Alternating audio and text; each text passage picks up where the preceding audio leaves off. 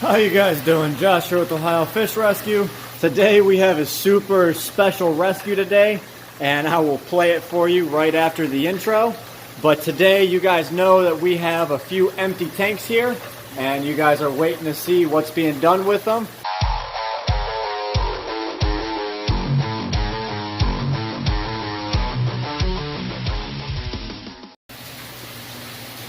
So welcome back, guys. We're gonna go ahead and play the clip for you when we got to Howard's house. Howard is actually the father of some of the friends I used to hang out with, and we got connected through the cichlid community. So Howard had a bunch of fish that he wanted us to save, so let's go ahead and check it out. We'll get these out of here. Right? All right, guys, so you see we are here. He is currently taking the rocks out of this 265, and as you guys can see, there is a lot of Frontosa in here. Now we will be taking pretty much all the Frontosa that he wants us to take, all the large guys in here. Now if you want to go ahead and tell our viewers why you're getting rid of them, why you chose OFR, and give a little background story on them. Well, I'm getting rid of the Frontosas because they are just they've gotten too big for my tanks. Okay. And as for inheriting them, I rescued them from a house that I bought, and when I got them, they were all small, of course. And as for knowing Ohio Fish Rescue, I just threw the cichlid chain, of people that I know. Awesome. Plus, you guys know my dog. Yeah, that we do. So there's probably, I'd say, about a good 20 or so in this tank here, and he's working on clearing out the rocks. And then he's got a Malawi trout over here and another Frontosa. And of course there's another tank hidden in the back with probably about 20-30 more Frontosa in it. And these guys are all smaller, but we are going to have to catch all of these. All he wants to keep are the babies. So we have a plan for these guys, and you guys will find that out once we get back to the rescue. So now that the rocks are out of the tank, you can see just how many Frontosa were hiding in them rocks. There's probably over 20. There's quite a bit here, so we're going to start catching them out. So you guys just seen all them awesome Frontosa. And we have a couple here at the rescue as well. So there's a few in here, which I don't see right now. There he is. There's the big guy in here. We're going to go ahead and add him to that tank. But the question is, where are we going to keep them? But as you're walking by, you guys can see we added them 2 albino iridescents from Michigan Tropicals to the albino tank. So that's why the 550 is empty. And let's go see where these Frontosa are going to go. You guys know we have a few tanks that are completely empty, and I was deciding what to do with them, and I think one of these tanks out here are the perfect match. So you guys can see here we have this 350 that used to have all the African cichlids in it, and now I think we're going to escape this and make this the Frontosa tank, because we have a whole colony now. And I think it'll be a neat little feature here at the Ohio Fish Rescue. Oh wait, who is that? That is Miss Lavaca, and we went ahead and moved her out here as well. We're gonna try her with the Frontosa because she was leaving all the fish alone in the 550, and she was really only going after Pittsburgh. So we're gonna go ahead and try her in here. If we end up having to move her again, then so be it, and we will pull her out. So hopefully she can play nice with all of these Frontosa. We are sitting here acclimating right now, but I combined some totes, and we're going to go ahead and acclimate these guys to the 350. Alrighty, so after a while acclimating, we finally put the Frontosa in. You can see some of them are starting to get their colors back. A few of them are still stressed and washed out. There are a few injured ones in here. Like you can see, that one's got a nick on his head. There's a couple in here with eye injuries and whatnot. But we are going to heal them back up. They will be looking phenomenal once again. and we got to let these guys get settled in here. You can see we also picked up this Malawi trout, which he's actually just beautiful. My water's a bit cloudy right now, just stirred up all the sand, and this was acting as a settling chamber because there were no fish in it. You can see dirt right there. So I'm going to go ahead and suck all of that out. But we just stirred it all up, so bear with us. The water's just a little bit cloudy. Well, look at that guy. He's a beauty. So we got him, and we got all of these Frontosa. And everyone seems to be playing, you know, good with each other, especially Vaca. So we are going to rescape this tank. We're going to do more rock formations for them and give them hides and whatnot. These are just leftovers from the cichlid tank that I threw back in, so it wasn't just a bare bottom. I still have a few more I can put in there, but as you guys know, been running rampant, and I'm a bit tired. So before any of you say anything about it, this tank is no longer on our system. We can pull each and every tank off, and it still has its own filtration. It's running on this hang on the back, and the Fluval FX5 down there.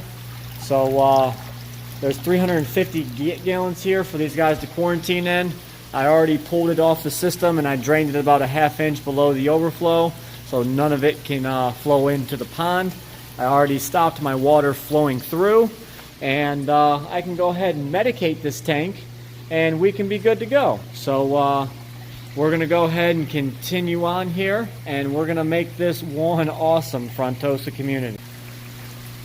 Alright, so to add a little something else in here, my dad went on that journey to New York right before my mom came home and whatnot, and he went ahead and picked up a Pacu out there. I think his name was Pacu, if I remember correctly, but we went ahead and added him to the 3,000 today, as he's been asking about, you know, how's Pacu doing and all this. I think he's definitely one of those two, because there's Big Betty. You guys always love the update on Big Betty, but we also added Pacu the Pacu in here, and he's one of those two. I think he's the smaller of them, but he might be that one. But they are doing great, and we've also got Newman, the albino giant gourami, which we went ahead and phased out one of the bigger ones in here and added Newman, which is, I believe, this one right here. But there are few giant gouramis in here, and of course some albino iridescents are looking amazing.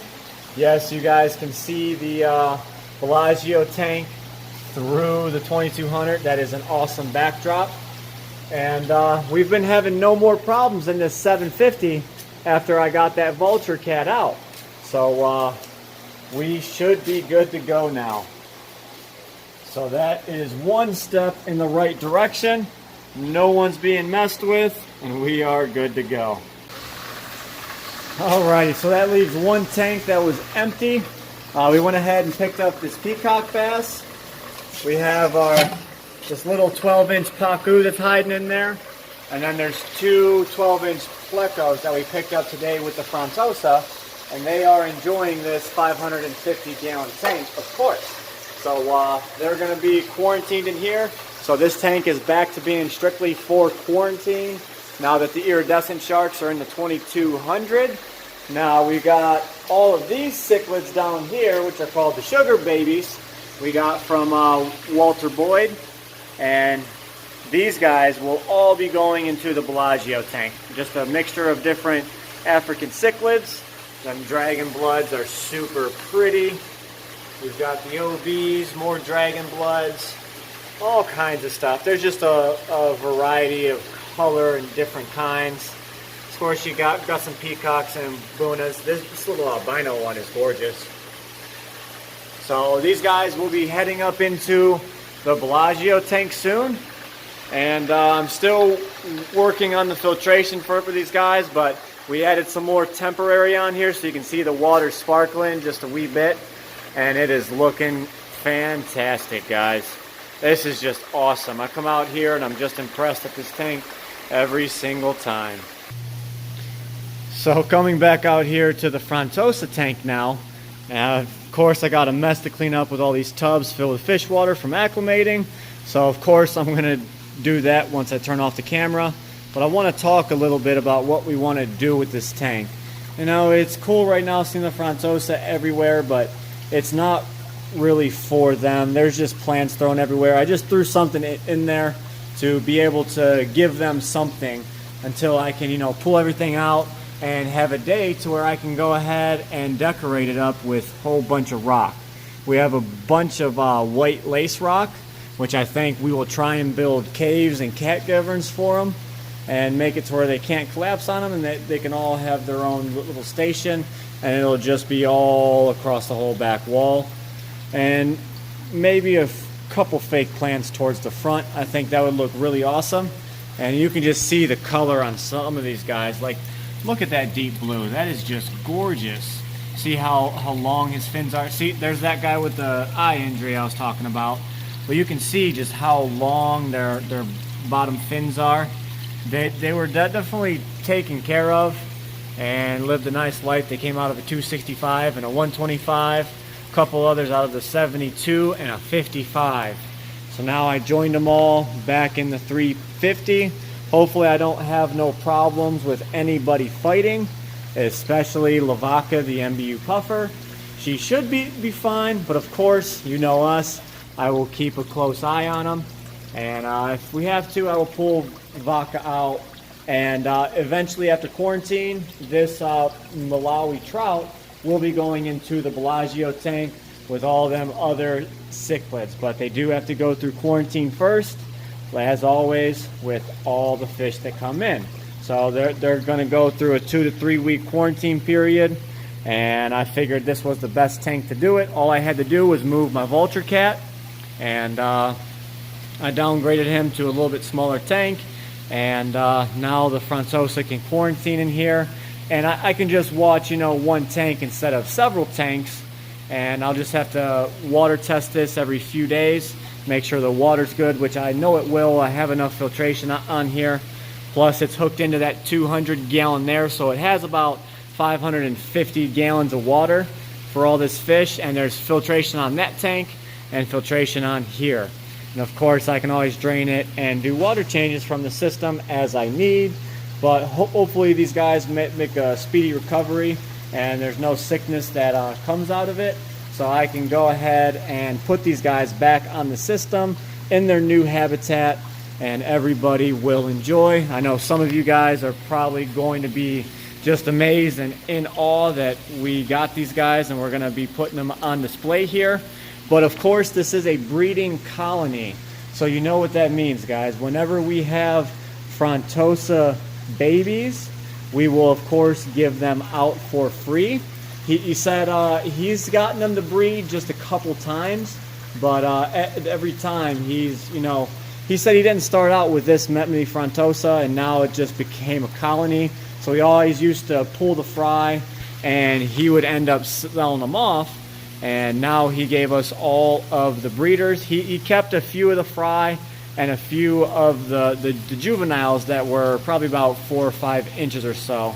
And he gave me the rest and said, enjoy. He wants to bring his son over and see their new habitat and how they're all getting along with each other. So that will be amazing. And of course, some of our followers will get free Frontosa out of it. And you won't have to pay those hellacious prices at the pet stores. So I hope you guys enjoyed today's video. If you guys want to see more crazy adventures with the Ohio Fish Rescue, be sure to hit that subscribe button. And as always, stay fishy, my friend.